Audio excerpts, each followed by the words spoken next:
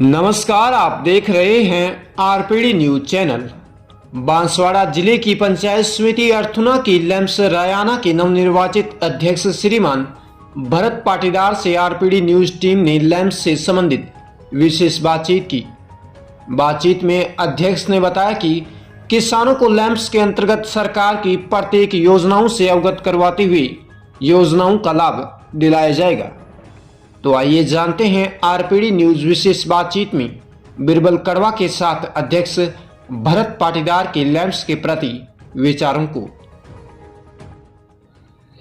RPD news से मैं बिरबल कड़वा और आज हम पहुंचे हैं रियाना के जो नवनिर्वाचित अध्यक्ष हैं भरजी पाटीदार, उनसे होने जा रहे रूबरू और उनसे करते हैं बात कि यहाँ किसानों की क्या समस्या है, क्या एजेंडे हैं, गाँव के लोगों ने, किसानों ने इनको अध्यक्ष बनाया है, क्या चुनौतियां इनके सामने, तो करते हैं विस्तार से चर्चा। सर नमस्कार, सबसे पहले बहुत बहुत बधाई हो अध्यक्ष बनने पर। नमस्कार सर, थैंक यू सर जी। तो भरजी, पहले भी किसी सामाजिक सरोकार की भूमिका में रहे हो या कोई राजनीतिक पद पे रहे हो या पहली बार डायरेक्ट अध्यक्ष बने? नहीं साहब, मैं पिछले 32 सालों से संगठन से जुड़ा हूँ जी। और संगठन से जुड़ने के बाद मैं 25 साल पहले रईना ग्राम पंचायत में वार्ड पंच के रूप में निर्वाचित हुआ। जी जी। मैंने और मेरा साथी शंभूलाल चरपोटा जो सरपंच था, उन्होंने मिलके इस गांव में जो ग्रेवल सड़कें, कच्ची सड़कें और आम जनता की जो मांग थी, यहाँ के स्थानीय लोगों की जो एक मांग थी, उस समय के जो रास्ते नहीं थे, वो सारे रास्ते हमने मिलकर अच्छे बनाए और सड़कें बनाई और पंचायत में बहुत सारा हमने काम किया, विकास किया, जनहित में खूब काम किया। तो उसका प्रतिफल आज मिला? उसका प्रतिफल भी मिला और लोगों से हमारा वर्षों से जो जुड़ाव है, लोगों से साथ हम जुड़े रहे और हमारी सकारात्मक सोच, पॉजिटिव विचार, जो जनता, आम जनता का फायदा कैसे हो, व्यक्ति को कैसे लाभ मिले, वो हमारा एक मकसद था जेएमबी मंडल का। तो जेएमबी मंडल एक गठन हुआ, जेएमबी मंडल के नेतृत्व में हम सारे लोग चुनाव लड़े, सबका चयन हुआ, उम्मीदवारों का जेएमबी मंडल ने किया और जो यहाँ के जो निर्वाचित सदस्य हुए उसके बाद सबका अपना निर्णय हुआ और सबने मुझे निर्विरोध अध्यक्ष के लिए स्वीकार किया। इसके लिए मैं जेएमबी मंडल और यहाँ के स्थानीय मतदाता और ग्रामवासियों का खूब खूब आभारी हूँ। और मेरा अपना एक मकसद है, इस जेएमबी मंडल का नाम ऊंचा रहे, जेएमबी मंडल के यहाँ के किसानों के प्रति जो आज हमारे यहाँ खाद की बहुत भारी समस्या रही इस गांव में, बांसवाड़ा जिले से सबसे ज्यादा परेशान अगर रहा है, क्योंकि ये कमांड बेल्ट है और एग्रीकल्चर लैंड भी और यहाँ की एग्रीकल्चर का सबसे बड़ा है और यहाँ की धान की फसल बहुत बुरे जिले में और राजस्थान में धान की फसल बांसवाड़ा जिले में रईना में हो रही है और दूध उत्पादन भी रईना में हो रहा है। यहाँ के किसान बहुत जागरूक है। तो हमारा जो मुख्य उद्देश्य है कि यहाँ के खाद की समस्या जो आए दिन रईना में हो रही, बांसवाड़ा जिले में गंभीर समस्या रईना की रही, पूरे राजस्थान में भी रही, पूरे राजस्थान में भी रही, लेकिन हम चाहते हैं कि हमारे गांव का कोई किसान दुखी नहीं हो, उसको खाद की समस्या नहीं हो। और हम ऐसा लैम्स में जाने के बाद, पद ग्रहण करने के बाद ऐसा प्लानिंग बनाएंगे कि हमारा जो किसान उस संस्था से जुड़ा हुआ लैम्स से, उसका सबका हम एक डायरी मैनेज करके सबका फोन नंबर, सरकार की गतिविधियां हम इनको अवगत कराएंगे। और हमारा मकसद ये रहेगा कि जैसे टर्न ओवर करते हैं खाता फिंगर लगाने के बाद दोनों सीजनों में, तो हम किसान को उसको जो हमने समिति की जो डायरी दी वो डायरी लेके आएगा और उसको हम डायरी कंप्लीट करके देंगे। किसी किसान के साथ एक पैसे का धोखा लैम्स में नहीं होने देंगे। उसके साथ जो उसके ऋण बढ़ा हुआ आएगा और उसको पैसा मिलेगा, जो ऑनलाइन जो कट जाता है पैसा, हिस्सा राशि वगैरह, उसके बाद एक्स्ट्रा व्यवस्थापक या लैम्स में किसी भी प्रकार का किसान के साथ किसी भी 1 रुपये का लेन देन नहीं होने देंगे और किसान को जो राशि मिलती है पूरी उसकी जेब में जानी चाहिए, वो हमारा मकसद रहेगा। और जो पैसा अगर लैम्स में हमारे पूर्व इस तरह का लिया गया है, व्यवस्थापक या अंदर जो ऐसी हिस्सा राशि करके जो राशि ली गई है अवैध रूप से, उसको किसानों को वापस लौटाने का हमारा पूरा विश्वास रहेगा। किसानों को हम खुश रखेंगे और लैम्स में हमारी प्राथमिकता तय होगी।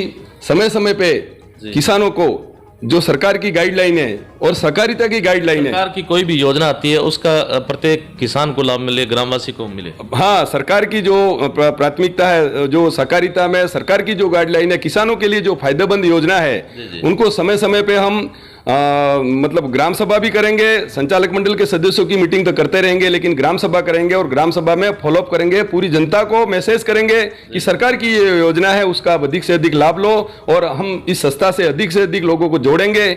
जिन लोगों को इस योजना से सरकार का जो लोन लेने से, इस योजना से लाभ लेने से वंचित है, इन लोगों को हम लैंप्स में जोड़ेंगे और जो बाकी लोग बचे हुए हैं जिनको आज दिन तक लोन नहीं मिला, इनको भी हम पूरा प्रयास करके लोन दिलाएंगे और इस संस्था से जोड़ेंगे।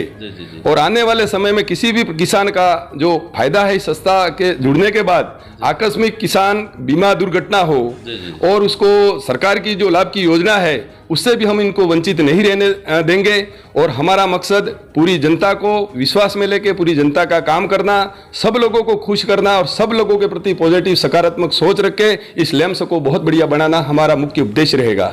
इसके अलावा क्योंकि आप जागरूक हैं, और क्या चुनौतियां हैं, क्या डिमांडेशन है, लैंप्स में क्या होना चाहिए विशेष? लैंप्स में आने वाले समय में जैसे एक बैंकिंग टाइप मतलब जो सरकार योजना बनाने जा रही है, इसके अनुरूप हमारा संचालक मंडल और ग्रामवासियों का जेएमबी मंडल का हमारा सबका एक निर्णय होगा। उसमें हम ये निर्णय लेंगे कि इसमें हम अच्छा से अच्छा यहाँ इस हमारे गांव को, इस लैंप्स को चलाए ऐसा व्यवस्थापक रखेंगे, इससे सबका भला और सबका विकास हो, ऐसा काम करने की हमारी योजना रहेगी। कागजों में जैसे आज तक ऐसा अपने को देखने को मिला है, हमने भी सर्वे किया और आप तो नज़दीक से रहे हैं, किसान बीमा करवाता है उसका लाभ नहीं मिल पाता, विशेष तौर से अपने क्षेत्र में। क्या मानते हो, जागरूकता की कमी है या सरकार ध्यान नहीं दे रही? सरकार की कमी नहीं है। यहाँ के जो संचालक मंडल के सदस्य, अध्यक्ष और व्यवस्थापक, जिनको अपने कर्तव्यों का निर्वहन करना चाहिए और उस किसान के प्रति अच्छी सोच रखनी चाहिए और समय पे उस काम को करना चाहिए, वो अंजाम नहीं देते, उसका कारण ही रहता है कि उसको लाभ नहीं मिल पाता है।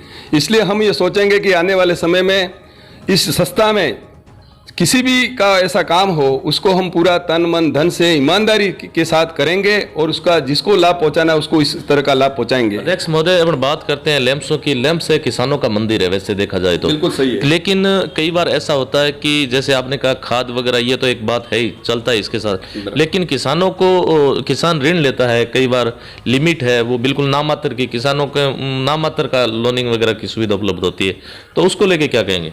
उसको लेके हम हमारे जो विचार है, हम सार्वजनिक रूप से इस विभाग में, सहकारिता विभाग में एमडी साहब को, रजिस्ट्रार साहब को हम और जिले के जिला कलेक्टर महोदय को लिखित के रूप में देंगे कि इस किसान को आगे उसका लाभ कैसे पहुंचे और लोन कैसे बढ़े, वो हमारी प्राथमिकता रहेगी। और जितना हो सके इतना प्रयास करके हम सहकारिता विभाग में एमडी साहब और रजिस्ट्रार साहब को आग्रह करेंगे। इससे हमारा आगे के आने वाले समय में किसानों को और लोन कैसे बढ़े, वो हमारी प्राथमिकता रहेगी। एक बार अपने क्षेत्र के लोगों को क्या कहना चाहेंगे जिन्होंने आपका समर्थन किया, सहयोग किया?